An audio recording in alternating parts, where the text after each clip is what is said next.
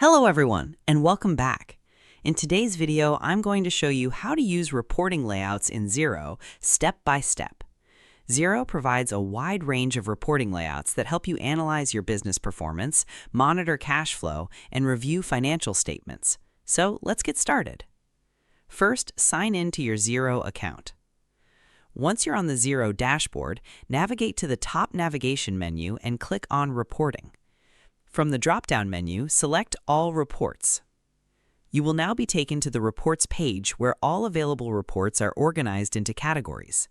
At the top, you'll see categories such as Analytics, Financial Performance, and Financial Statements. Under the Analytics section, you can access reports like Accounts Graphs, KPI Graphs, Cash Flow Manager, Cash Graphs, Performance Dashboards, Profitability Graphs, and Business Health Scorecard to visualize your business performance.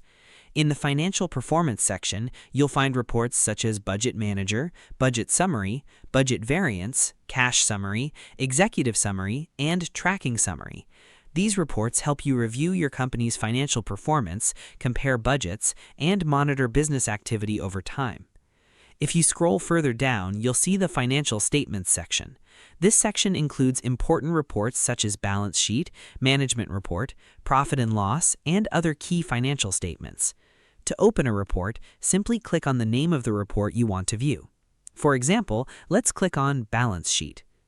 Once the report opens, you can customize it by selecting a date range, changing comparison periods, or applying additional filters depending on the report you're using. As you make changes, Xero will automatically update the report to reflect your selected options. You can also mark frequently used reports as favorites by clicking the star icon next to the report name in the All Reports page. This allows you to quickly access your most important reports in the future. Some reports also include additional options, accessible through the three-dot menu beside the report name. These options may allow you to customize, export, print, or save report settings depending on the report type.